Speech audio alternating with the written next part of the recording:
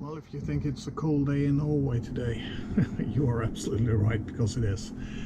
I'm going to start off this video about the osmosis treatment, and that you can put that into two stages on this boat.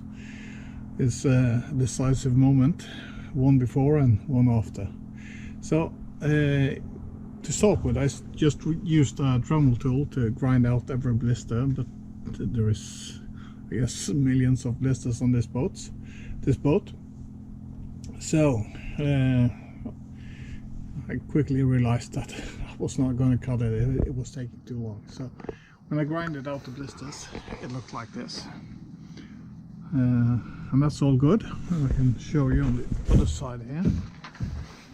You can see all these white patches that sticks out, or where I've scraped off the bottom paint but the blister is left. There is a blister underneath. Where I've gotten off all of the bottom paint, it's more difficult, but if you look in from the side you can see where the blisters protrude out. But, and also here you can see this beige color right above my fingernail.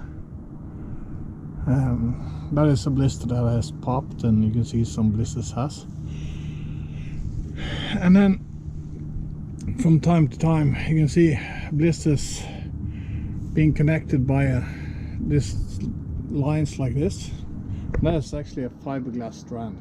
It's just running underneath, and that is not wetted out properly, and the osmosis liquid that forms has been traveling through this dried out strand or dry strand and form new blisters, and they're all usually interconnected by dry strands, because this boat has not been wetted out. The fiberglass has not been wetted out properly when they laid it up. So this is 100% bad craftsmanship. But I'll let you get on with the video. Here I have the tool hooked up to my vacuum, and you can see the power cord is still unraveled, so I need to take care of that, and we're going to start. So let's test it.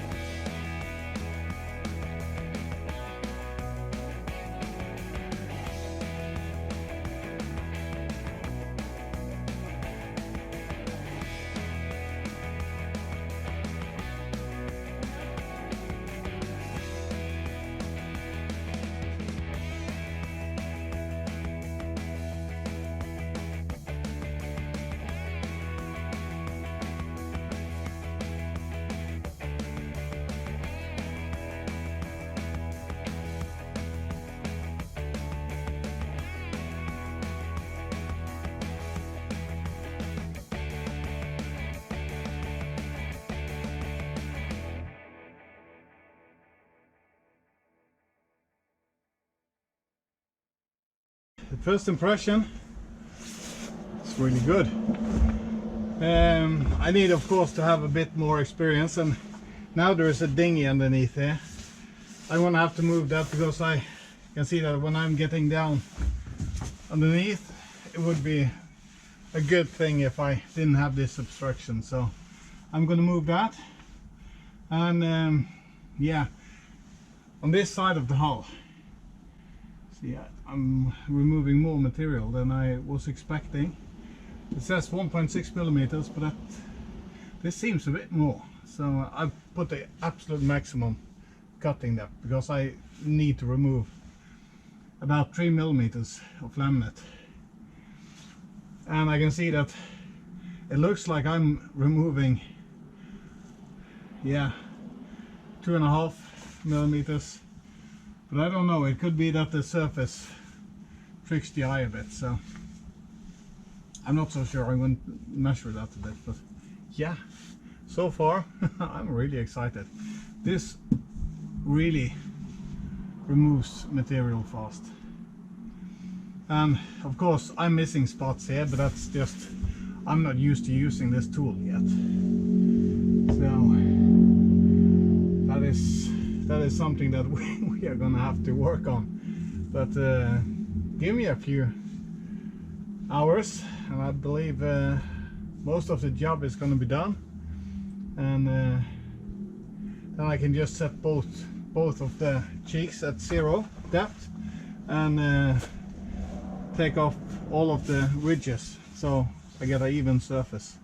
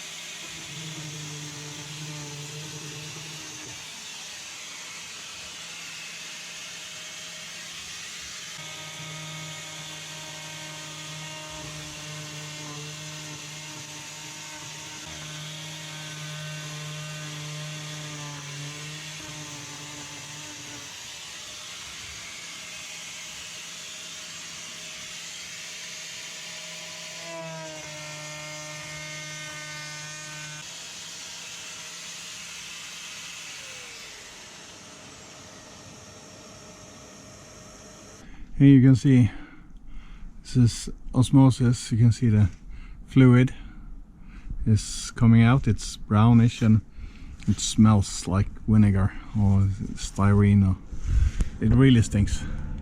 And now you can see there is small patches that leaks out this fluid all over here. So this is clearly a good choice to invest in this machine. I would never be able to get this done the way it should be if I didn't. You see all these brown patches around here. That is small blisters. We see down here, here is a line with these brown blisters. So here I need to go deeper into the laminate, I guess. But this is a really effective tool. In a few minutes I've taken from the bow and almost all the way aft, as far as I've gone, grinding out just the blisters that I was poking out. These small ones like this. So this is, yeah, it is amazing. So tonight I guess I'll try and grind my way all the way back to the first pillar on this port side. I need to grind even more fiberglass off this boat. So the big downside is I need to put a lot of new fiberglass on the boat. So, and of course that is expensive, but it makes it a really solid boat. So I guess it is worth it in the end. We'll have a good boat, and that is the main thing for me.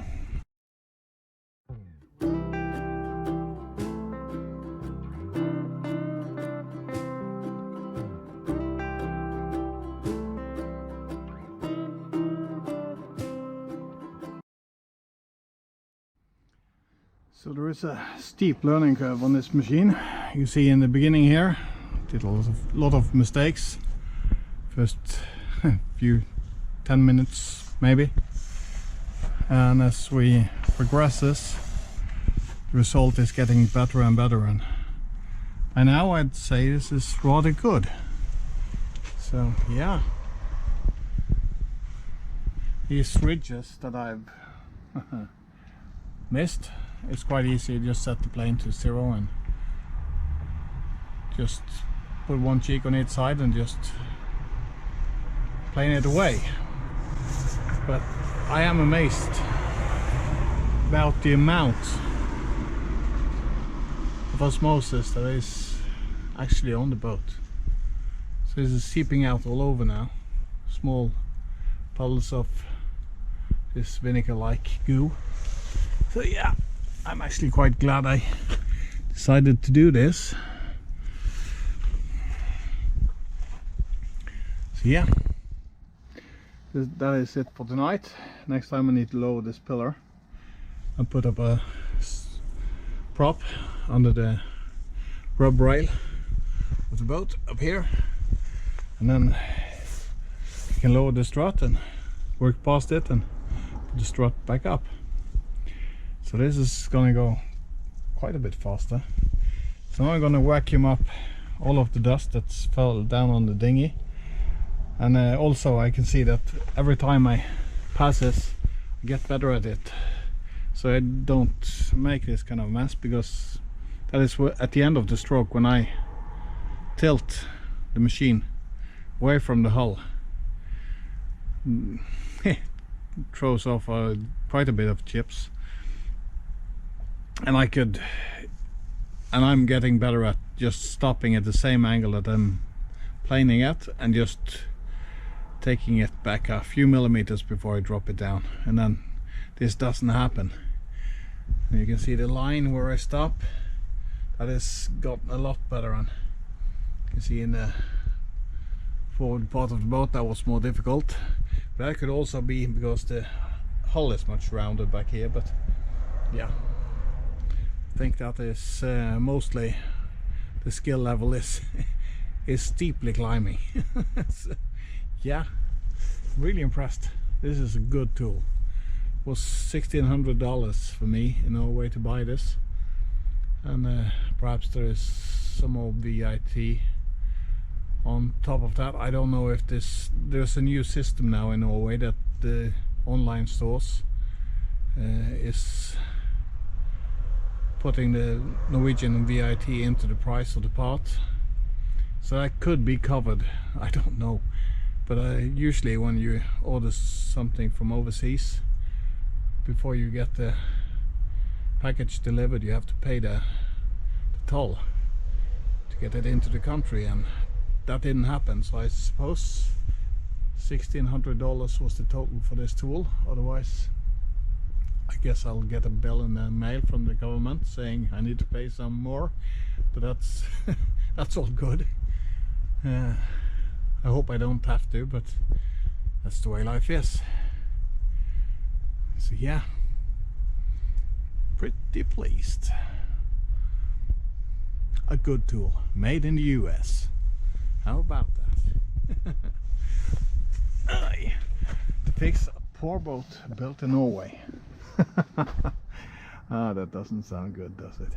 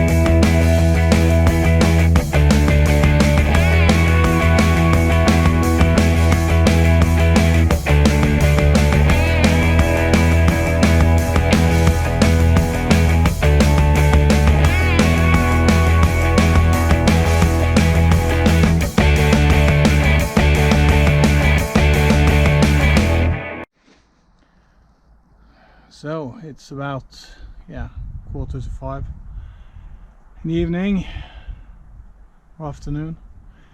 It's been a long day. This is actually going rather quickly. So yeah, it's nice to see some results, and it's not quite as bad as I had feared. When you get this outer layer off, most of the bubbles that I have is gone, and there is a few bigger ones, and there is some areas I have to grind down even further, but that's doable, so that's not going to be a big problem. So we'll see how it goes, but now it's getting late. I want to go home, have some dinner, and I've reached the first pillar on the port side, starting from the aft, and I don't want to start taking down the pillar in the dark. I'd like to do that in daylight and prop up or put up the prop underneath the railing of the rub rail of the boat, so I have a support while the aft starboard side pillar is gone. It should be able to stand on 3 pillars and a keel on its own, but yeah, it's better to be safe than sorry. So I have my prop that I used before, and that works rather fine, so I guess I'll trust that one now as well. But now I'm tired. It's a bit heavy on the arms because you're constantly working overhead, so yeah, it's nice. So yeah, I think I'm gonna call it quits, but yeah, we've gotten some work done today, but yeah, there is a bit more to do. And all the details that I can't do with this plane planer is going to be more time consuming, I guess. I'm planning on using an angle grinder with a flappy disc or something, with a dust collection on it. And then I'm gonna start washing the hull after I've gotten all the osmosis stuff out. I can show you the skeg real quick, because that has an area that I need to dig deeper into. It's quite visible. You see all of these dark patches, that is osmosis. So this is fluid stuck in the tailcoat. It was a big blister that I opened up, so you see this fluid is coming out, and it smells really strong of vinegar. So yeah, see, also up in here there is a few dark patches, so that's quite far in laminate. This is solid laminate all the way through, but it's not that thick, so I'm going to do some reinforcement on the inside on this one. So yeah, that's the situation. Thank you for watching.